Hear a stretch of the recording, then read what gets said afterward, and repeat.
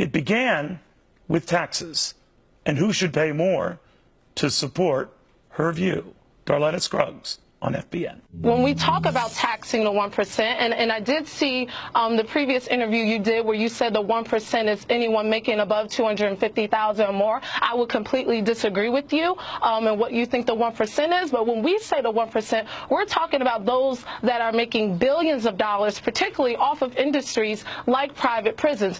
Rather than go knee-jerk toward trying to get more money. Find out first how we're spending it. Neil, where are we spending our money? We're spending our money on wars. We're spending our money on tax breaks for big wealthy corporations. Well, how do you feel about spending money on How do you feel about spending money on Medicare, Social Security, Medicaid? That is our budget. Our military budget was $607 billion, larger than 7 countries combined. But how do you feel? Okay, so we're not going to pit one being more important than the other. The issue is we're prioritizing war and prison more than education and health care. There's creativity. There's creativity when it comes to war. Understood. We shouldn't have to cut it. It shouldn't be a question of cutting things.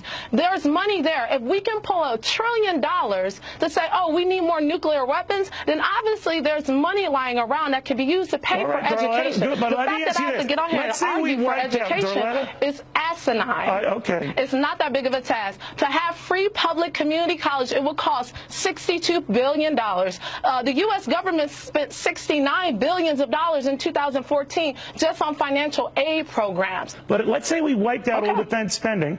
Let's say now we're trading even. Who's making that argument, Neil? Who's making that argument? Just as an example. Darletta, you're taking it to the next level. No, Darletta, I'm just using an example. That's the worst example. We can use better examples. Darletta, please listen. I shouldn't have to answer the question of how to handle the deficit that the government created. I'm not a government official. I wasn't elected into office to solve these problems. I'm a tax-paying citizen, a young person that is seeking opportunities in a system that is unable to provide it regardless of what the argument is. And I say that this system of capitalism has proven itself illegitimate and it cannot provide basic things like education, shelter, health care. We need to readjust how we view our society if someone has to get on here and defend the right to education. Darletta, I caught your comments in Germany. You were really impressive out there. You do good research. But that country doesn't do nearly the amount of this stuff that these other countries do.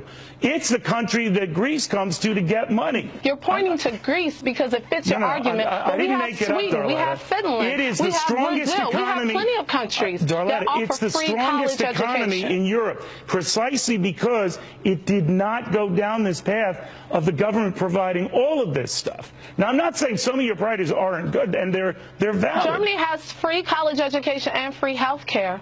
We're only talking about the topic of college education. Now you're trying to blow it up of all the problems in the world. We're talking about college education. But do you think Bernie Sanders is right to just raise taxes? You're refusing to answer my question. You're refusing to answer my question. You're saying that the United States cannot provide quality education to its citizens. That is the reality. Is that what you're telling me? No, I'm saying the United States can't afford, as things are now, to pay for college for everybody without paying through the nose and taxing a lot. Prioritize. We can set our focus. Well, I'm saying, Darletta, before we talk about raising taxes, let's focus on where our tax money's already going. No one said anything about raising taxes but you, Neil. And the rich and the banks pay more. But when you say raising taxes, you want your viewers who are crunched financially to feel like taxes are going to be raised on them. When I say raising taxes, I'm talking about bankers. Right. I'm talking about the 0.01%, the Rothschilds, the Waltons, billionaires, hedge fund billionaires. We're talking about two different people here. Before we decide on trying to give the government more money, let's find out what the hell it's doing with the money it has, right?